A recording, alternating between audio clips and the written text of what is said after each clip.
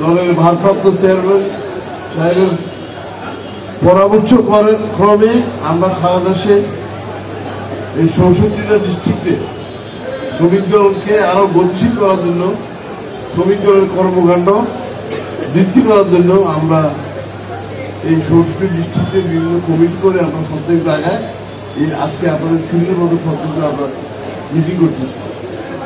তারই অংশ হিসাবে আজকে সিলেটের এই আমাদের কর্মী সভার সংগ্রামী সভাপতি, জাতীয়তাবাদী শ্রমিক দল কেন্দ্রীয় কমিটির সাংগঠনিক সম্পাদক এবং বিভিন্ন সময়ে এই সরকারের বিগত সরকারের যে নির্যাতন নিপীড়নে কারারুদ্ধ হয়েছে সে আমাদের প্রিয় সহকর্মী শোভনালী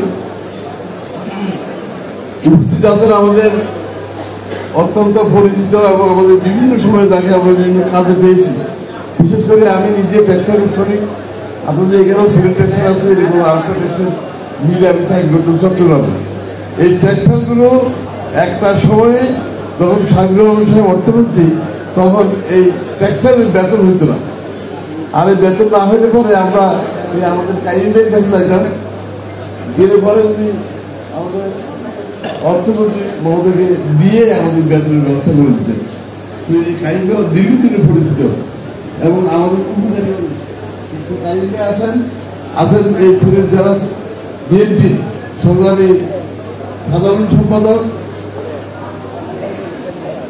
অ্যাডভোকেট এমরান আহমেদ চৌধুরী, আমাদের জাতীয়তাবাদী শ্রমিক দলের সংগ্রামী সাধারণ সম্পাদক, যিনি অসুস্থতা সত্ত্বেও এই সিলেটে এসছেন আমাদের এই অনুষ্ঠানে আছেন, এবং আমাদের শ্রমিক দলের নেতৃবৃন্দ সিলেটের মধ্যে আমার মনে হয় শাহজালালের কারণেই মনে হতো মায়া মমতা সবাই বেশি, যে কারণে আমাদের শ্রমিক দলের এই শুধু কেন্দ্রীয় কমিটি না, আমাদের এখানে এখান থেকে রাঙ্গামাটির নেতাও আছে আর শুধু বরিশালের নেতাও আছে, বহু জায়গা থেকে আমাদের নেতৃবৃন্দ এসেছেন। তো সব নেতৃবৃন্দকে আন্তরিকভাবে ধন্যবাদ জানাই যে তারা এখানে আপনাদের এই অনুষ্ঠানে যোগ দিয়েছেন।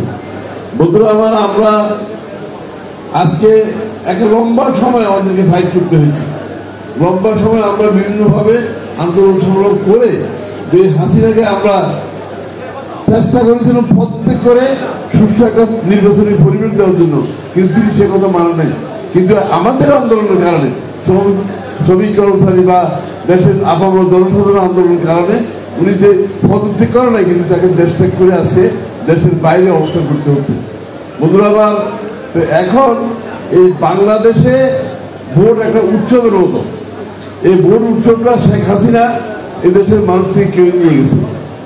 তো আমরা চাই যে আবার যে ভোটের যে উৎসব, এত রক্তের বিনিময়ে সে ভোটের উৎসব যেন পুনর্বার আবার এস্টাবলিশ হয়ে সে চেষ্টা করবো, সেটা আমাদের দাবি থাকবে। বন্ধুরা আমার, এখন কি আমাদের দল ক্ষমতা আছে? তো আপনারা কি চান যে আমাদের দল ক্ষমতা আসুক? চাননি নাকি? চাইলে পরে আপনাদের অনেক কষ্ট যা করেছেন বিগত দিনে, আরো কষ্ট আমাদেরকে করতে হবে। এখন থেকে নির্বাচন না দেওয়া পর্যন্ত আমাদেরকে রাস্তায় থাকতে হবে।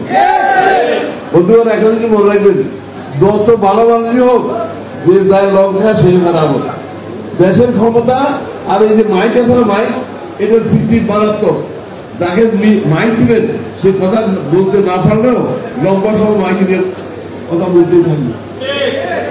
আর দেশ রাষ্ট্রীয় ক্ষমতা এটা বাদ দেন, দেশের মেম্বার চেয়ারম্যান আছে না, ওইটা হইলেও তো অনেক ধরে রাখেন, বিভিন্ন মানে ইয়ে দিয়ে কারণ দেখায় থাকতে চেষ্টা করে।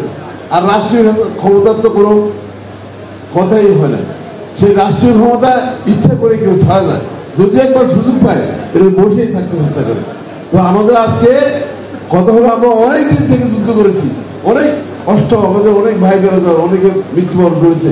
এর বিনিময়ে যদি আজকে যারা এসছেন তারা যদি বিভিন্ন অজুহাত ধরে যদি আপনারা থেকে যেতে চান, তাহলে সেটা কিন্তু হবে না। কারণ এদেশের মানুষের যে আন্দোলনের সাথে জড়িত, আন্দোলনের আমাদের মূল শক্তি।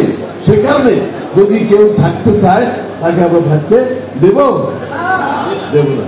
সে কারণে আমরা বিনীত অনুরোধ করবো যে আপনারা এত রক্তের শ্রদ্ধা প্রদর্শন করে আপনারা এই বিভিন্ন অনুরোধ না দেখিয়ে যত দ্রুত সম্ভব আপনারা নির্বাচন দিয়ে দেন, কারণ নির্বাচন দিয়ে আপনাদের উপায় নেই, কারণ যে অবস্থা সৃষ্টি হচ্ছে